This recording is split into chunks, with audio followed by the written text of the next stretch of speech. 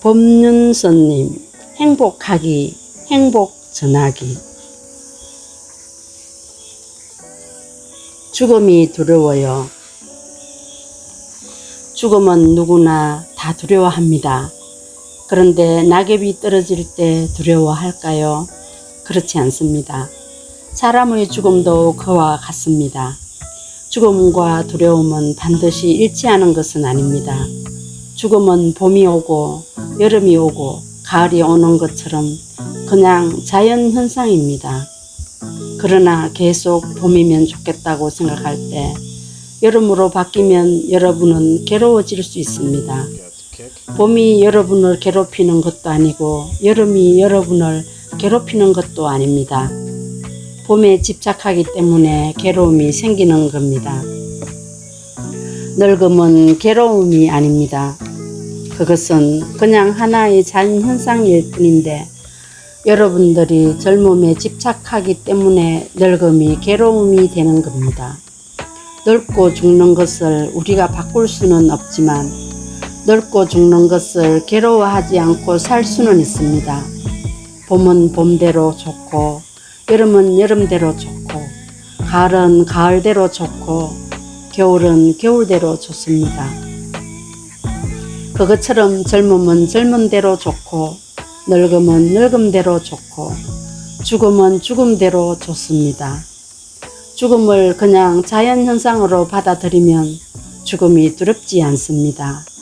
그런데 우리가 죽음에 대해서 두려움이 있으니까 그 두려움을 없애기 위해서 자꾸 사후의 일에 대해서 상상을 합니다. 그래서 죽으면 어떻게 된다는 생각들을 많이 합니다. 사후에 대한 생각은 종교마다 나라마다 문화마다 다 다릅니다. 그 생각은 어떤 것이 맞고 틀리고 그런 것이 아닙니다. 그냥 다를 뿐입니다. 그런데 두려움이 없다면 이런 생각을 할 필요가 없습니다. 제가 아는 사람 중에 이런 사람이 있었습니다. 42살에 암이 발견돼서 곧 죽게 됐습니다. 의사가 1년밖에 못 산다고 했어요. 그래서 병원에 입원해 있으니 많은 친구들이 위로 방문을 왔습니다.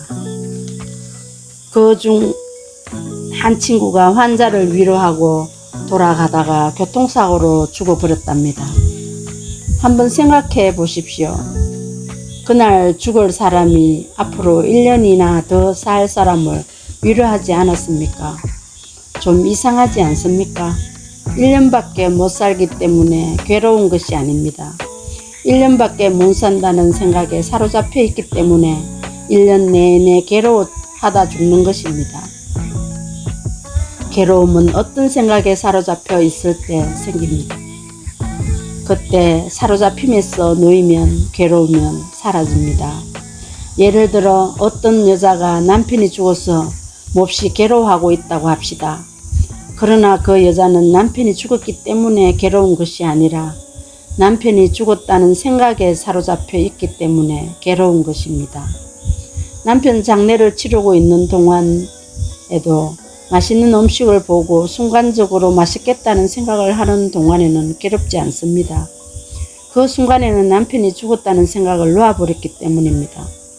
조금 있다가 또 남편 생각을 하면 괴로워집니다. 이것은 죽음이 괴로움을 불러오는 것이 아니라 죽었다는 생각이 괴로움을 불러오는 것을 말합니다. 이런 이치를 잘 알면 우리는 어떤 경우에도 괴로움 없이 살 수 있습니다. 경청해 주셔서 감사합니다. 오늘도 달달한 하루 보내세요.